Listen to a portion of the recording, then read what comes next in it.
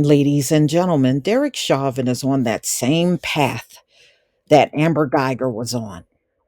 Just keep appealing and appealing and appealing as if he got a fat chance of getting his murder convictions thrown out. But this is what he's really attempting to do once again. So, Derek Chauvin's lawyer asked a Minnesota appeals court to toss his murder conviction. Yeah, after the whole world saw him murder George Floyd on camera. And he had zero shame about the entire thing. And wasn't it Ukraine that was protesting, talking about free Derek Chauvin? I'm positive, y'all. Just look it up. Ukraine, the place that America is pouring all kinds of money into. Yeah, that place. A lawyer for former police officer Derek Chauvin made his case on Wednesday for why his client's three convictions in the murder of George Floyd should be overturned, which the state rebutted. Nothing should be overturned. I mean, this is such a joke.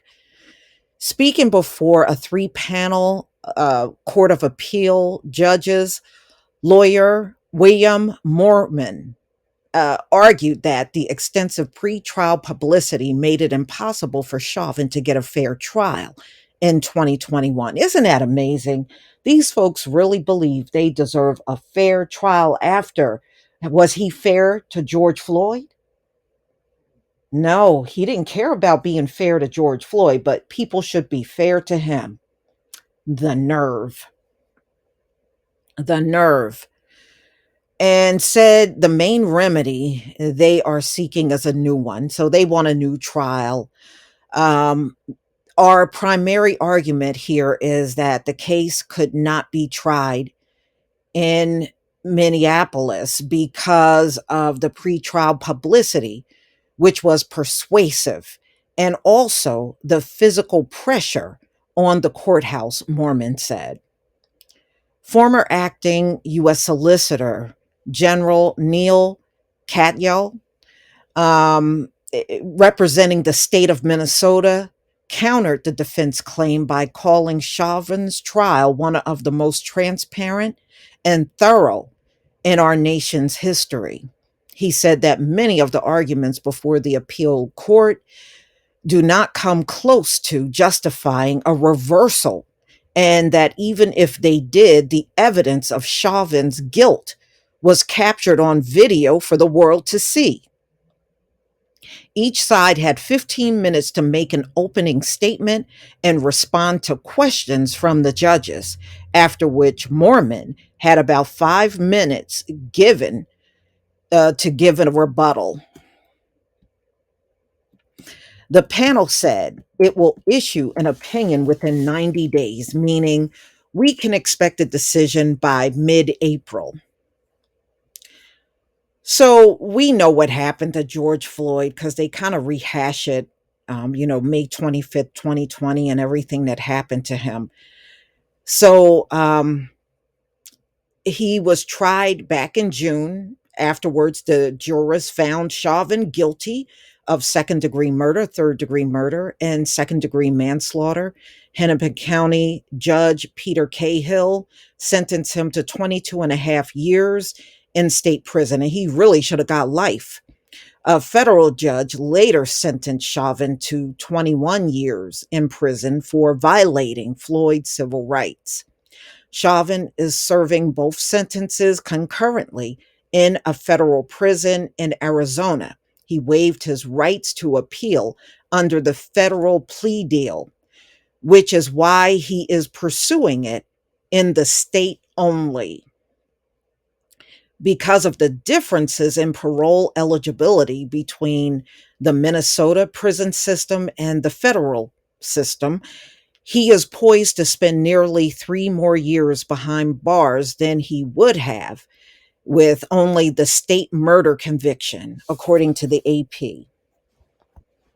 In other words, Chauvin, even If he were to win the appeal in state court, he would still serve a considerable amount of time in federal prison.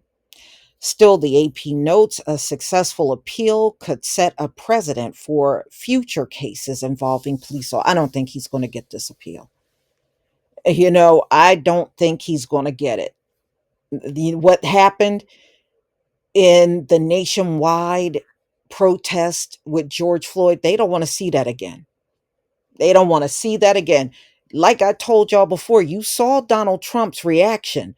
That bothered him, that it was just so many people in the streets during that time protesting. He wanted to send the military in there after them. I mean, wow. No, they don't want to see a repeat of that. So Chauvin formally announced his intentions to appeal his conviction and sentence in September of 2021, and his lawyers officially filed the request last April. They are asking the Minnesota Court of Appeals to either throw out his conviction and send his case back to the county, reverse the results, and order a new trial in another venue, or order Chauvin a reduced sentence. And I don't believe he's entitled to any of those things. For what he did? Nah, he's not entitled to any of these things. So they said issues with the trial include the considerable pre-trial publicity, the city's $27 million settlement with Floyd's family, which was announced during the jury selection process, the unrest over the separate police killing, and wow, unprecedented courthouse security. Yeah, they had to block off streets. That's what they did. And some of the businesses that were around the courthouse were upset because they blocked off a couple of streets. They said their businesses were going to be impacted by that. So they are also alleging misconduct, mishandling of witnesses, and the judge's exclusion of evidence that could have been favorable to Chauvin. Chauvin's defense team has long argued that the trial should have been held somewhere else. Prosecutors have in turn stated that Chauvin did receive a fair trial and a just sentence, contending that the change of venue would have made a difference, and noting that the judge took steps to ensure the selection of impartial jurors and shield them from outside influences. So, ladies and gentlemen, I mean, I don't think this is going anywhere. You're going to have to tell me what you think in the comment section. I don't see where Derek Chauvin got an unfair trial at all, you know. And from what his lawyers are saying, I don't see how they even prove that in court. But y'all, please tell me what you think. Please leave your comment and subscribe. Don't forget to hit on the notification bell, and I'll see you on the next video. Peace, family.